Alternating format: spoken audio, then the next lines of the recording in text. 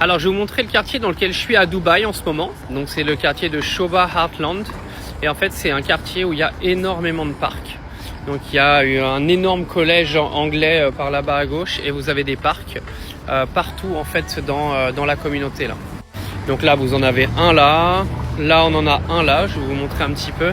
Donc là vous avez donc toute la communauté Shoba avec les énormes buildings et vous avez également le côté résidentiel villa qui est par là-bas.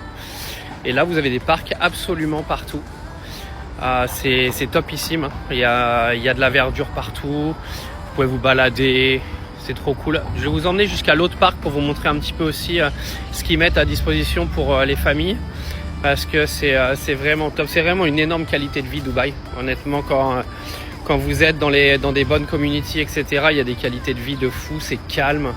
Et en plus, il y a tout au niveau des services. Au moment où je dis que c'est calme, il y a un mec qui reste appuyé sur son klaxon. Bon, ça c'est du grand classique avec les voitures à Dubaï. Là, vous avez un baby. Attendez, je vais vous montrer l'autre partie après. Alors l'énorme qualité de Dubaï, c'est la qualité des services et la qualité de vie. Après, comme partout, ça a ses défauts, particulièrement le trafic, tout ce qui est voiture, etc. Parce que c'est le périph' parisien partout, honnêtement. Et j'ai l'impression que ça va de pire en pire, surtout au niveau de la route.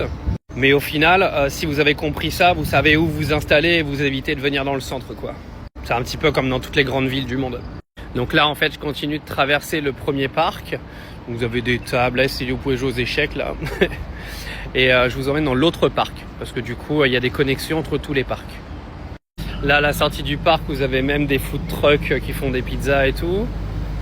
Alors là, on se dirige vers la deuxième partie du parc qui est par là. Donc là, vous avez un gros skatepark. Normalement, il y a plein de gosses, mais là, je sais pas. Après, quand vous continuez, vous avez même des parcs pour les chiens. Donc ça, c'est top. Ils mettent des espaces privés pour les chiens.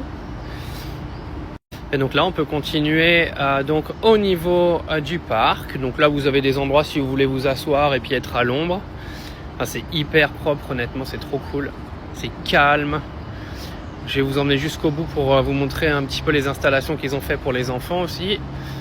Donc là, vous avez l'autre bout. Donc là, vous avez un mur d'escalade pour les enfants. Là-bas, vous avez toute une aire de jeu pour les mômes avec toboggan, etc.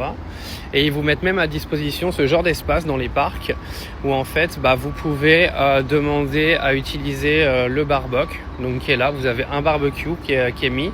Vous le réservez et puis vous pouvez passer votre petite soirée barbecue avec votre famille. Donc ça, c'est Dubaï, quoi. Avec bien sûr même les toilettes publiques mises à disposition et elles sont pas dégueulasses comme en France naturellement.